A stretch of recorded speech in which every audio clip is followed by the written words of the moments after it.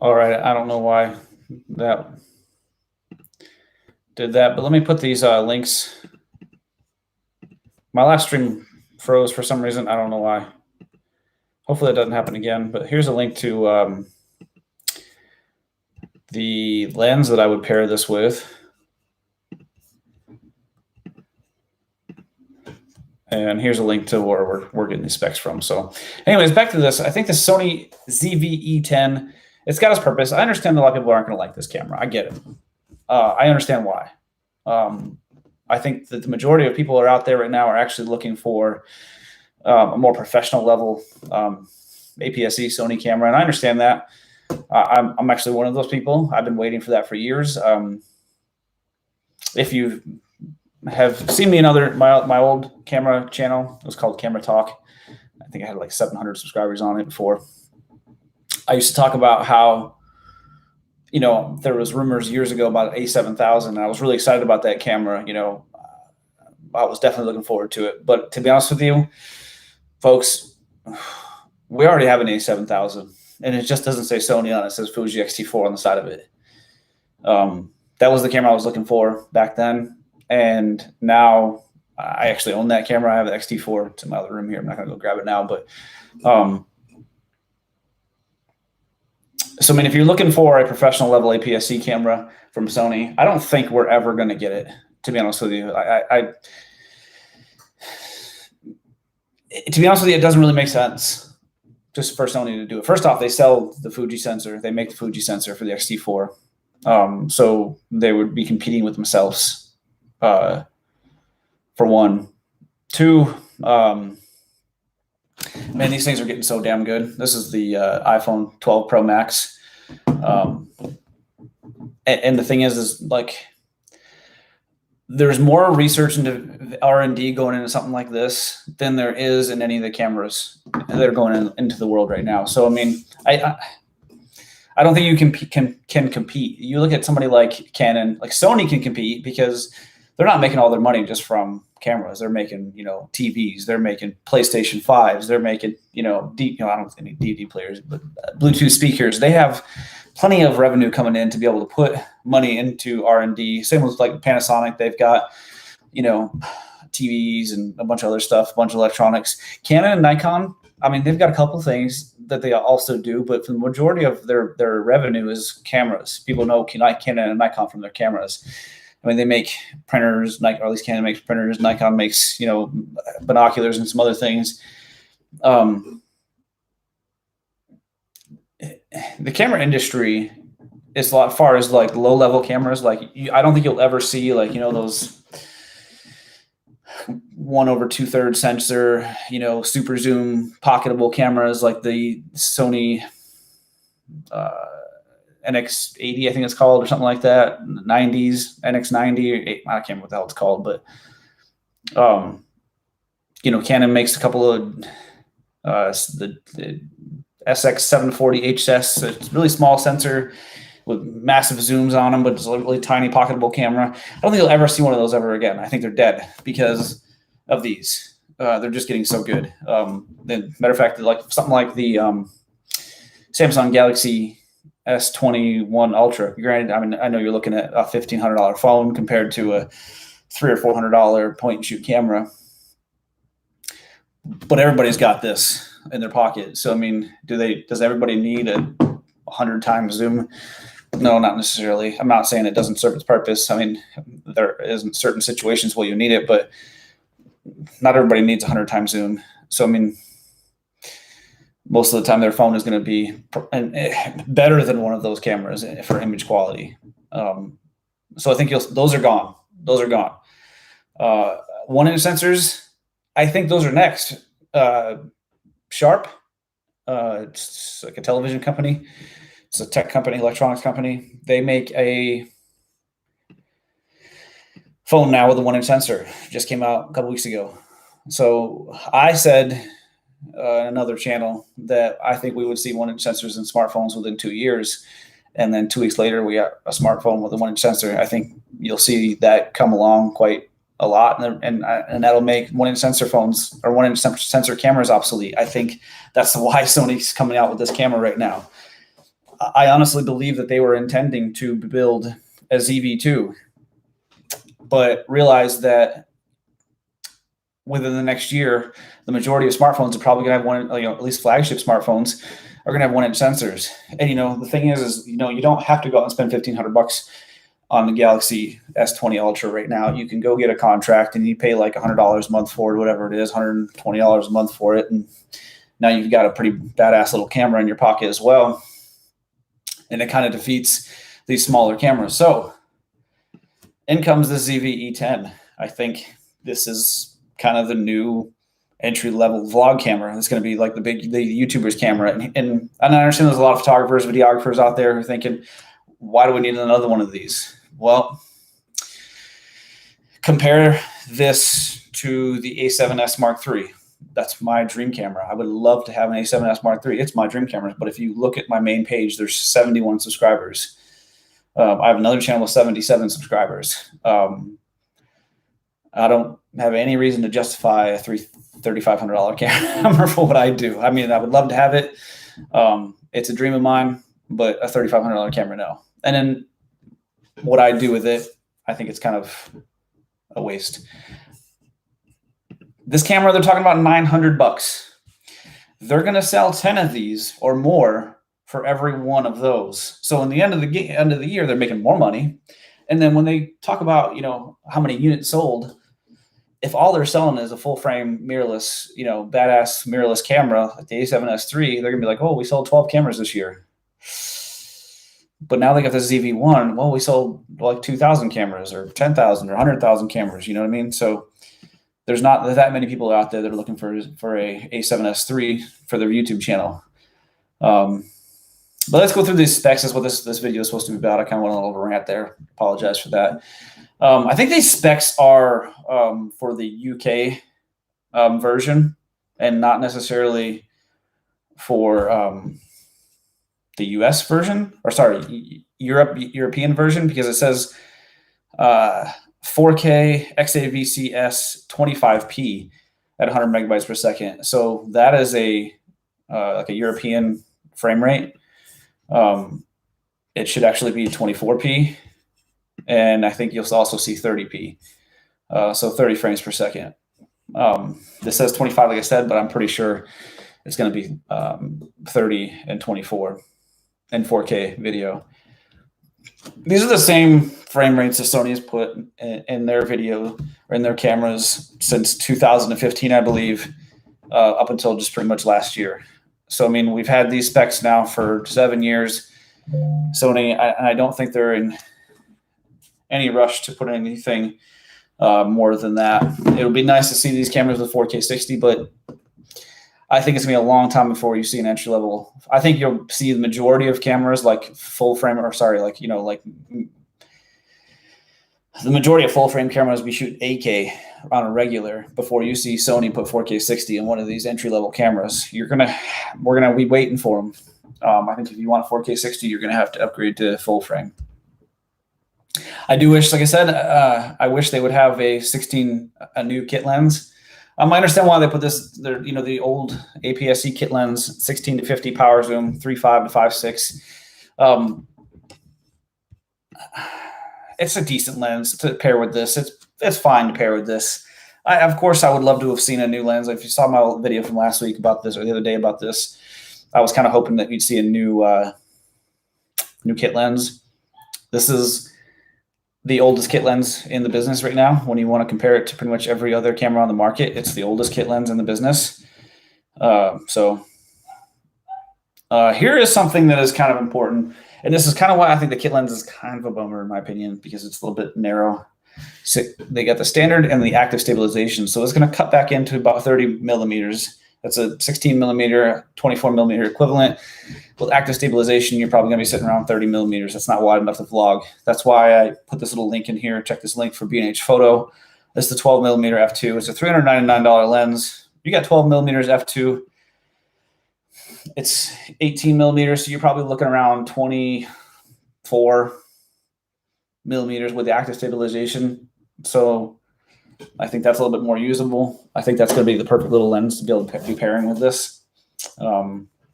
the Samyang 12mm f2. Samyang lenses have come, I mean, they're so good now. I had the A7, so I've had the Canon RP with the 14mm f2.8, and I've had the A7C with the 14mm f2.8. Both lenses were pretty awesome. I liked them both.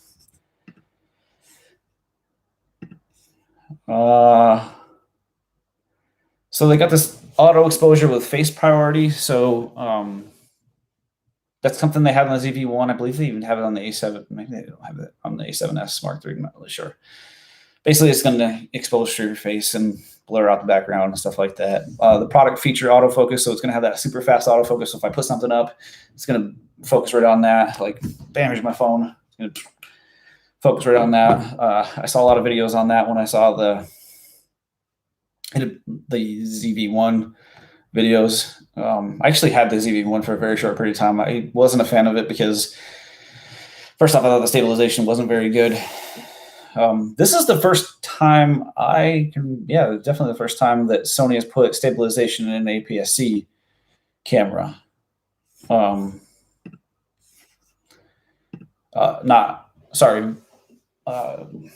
Electronic stabilization, not IBIS. They've got IBIS into the A6500 and A6600, both absolutely terrible, by the way. They have this stupid button for bokeh mode. I think that's gimmicky. It's stupid. I think that if you're,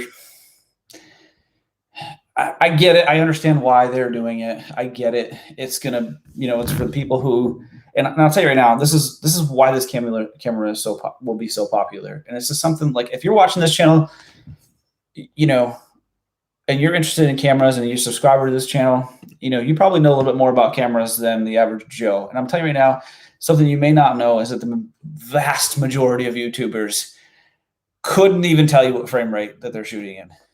Okay? They have no idea whatsoever. They pull the camera out of the box, they put an SD card in it, charge the battery, and they start shooting. For all they know, they're shooting at 720p. They have no idea. I see people all the time and they're like, yeah, I got this brand new camera. I'm like, that camera looks like shit. Like, do you even know how to use it? And I already know the answer. That was a stupid question. They don't know what the fuck they're doing. That's just the way it is. The majority of YouTubers out there have probably no idea even what frame rate they're shooting in.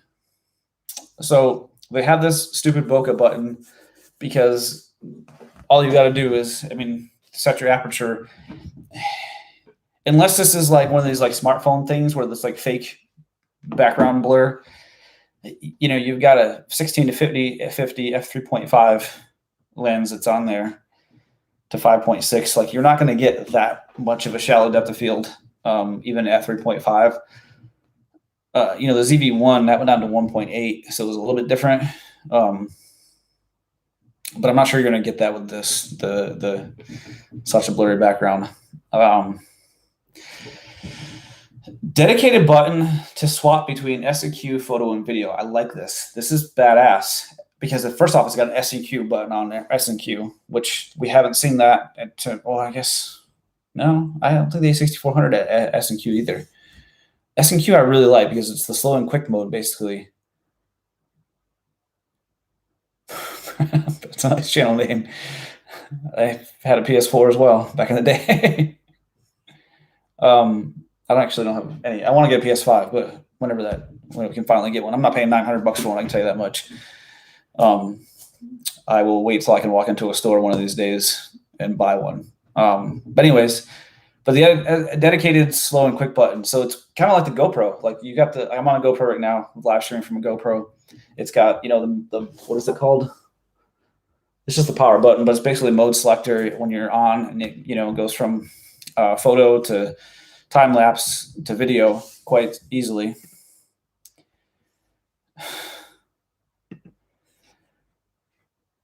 So there seems to be a button that'll do slow and quick photo and video. So that's kind of cool to be able to go from slow motion. It'd be cool if you could set more than one slow and quick, but maybe you can do that in like a function button or something like that, because I'd like to have one that's 1 frame per second for time lapses, and then I would like to have one that's 120 frames per second for any kind of slow motion, to be able to just bam, bam, bam, and go back and forth between the different things. That'd be pretty awesome.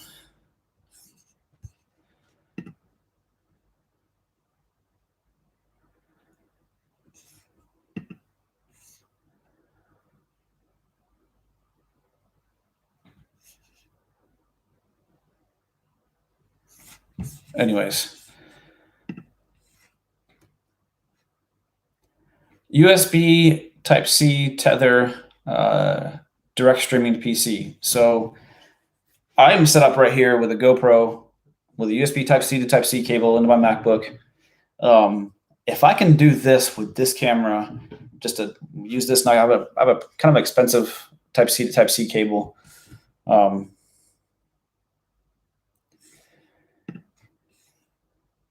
So I could probably be able to connect this thing to my MacBook and be able to use it for live streaming using like one of Sony's apps.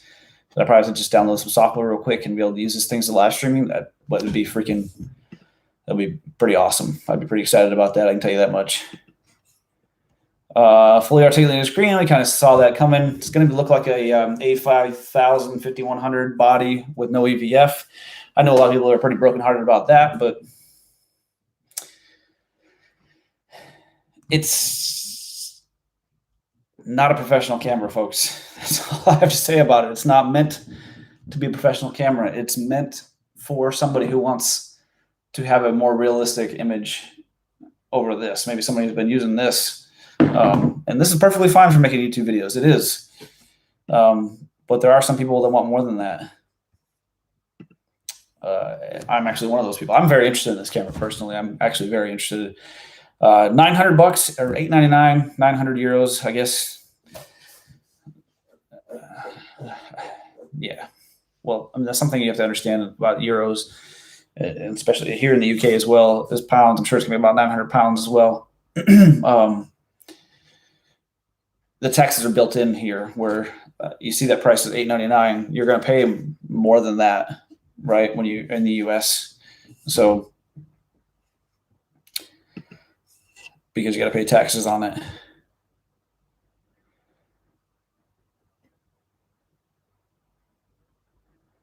So if you guys are in the chat, like, let me know what you guys think of this potential camera. It doesn't say when it's coming out at this point. It was supposed to be announced on the 26th last week, but Sony kind of pulled back on that. Probably has something to do with GH6 coming out and GH5 Mark II coming out. So that is what it is. That's fine with me. I'm just hoping that it's kind of soon. It doesn't really matter if it's soon. If I'm going to buy this camera, I'm going to buy it around September or something like that anyway, or maybe sometime later this summer. But I do kind of want to buy it just specifically for this channel to be able to do my live streams with it. I actually want to get, if this thing has a US micro HDMI, I know a lot of people don't want to see that, but I kind of do. I want to get a YOLO box.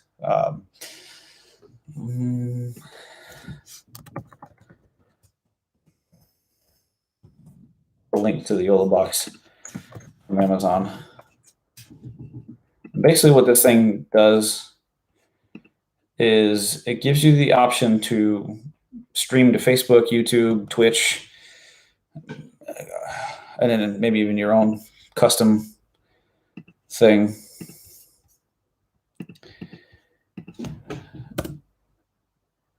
Basically just through this little box, you can put a SD card in there, or sorry, a SIM card in there, and be able to live stream as you're kind of walking around. You know, connect this thing to a camera, and you could do, like, you know, high quality live streams and multicam setups if you want to. Just kind of makes everything like super easy. So if this thing kind of comes with a, I imagine it will have a micro HDMI port, but single cam USB-C streaming, just with your computer would be awesome enough, in my opinion. And especially because I want to start doing this channel majority live. I mean, the GoPro is fine, but eventually I want to upgrade to, you know, better audio, better camera.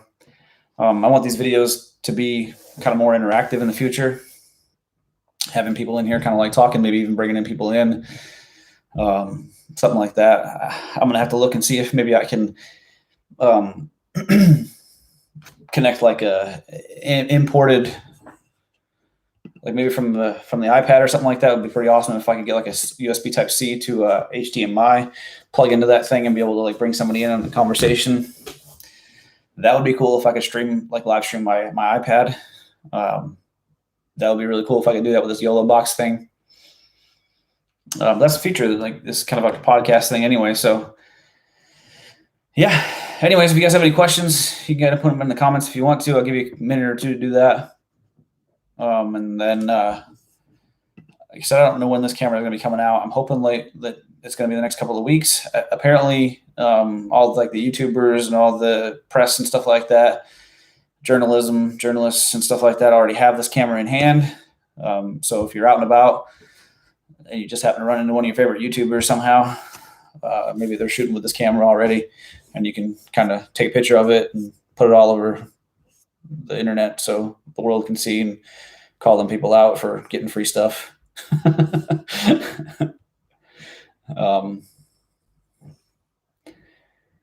Yeah, all that stuff. So anyways,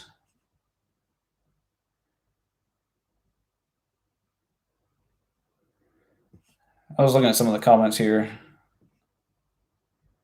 Somebody was like, it'd be really, it's going to be like this, so that photo video switch instead of a PASM dial. Yeah, I kind of expected that if it, you know.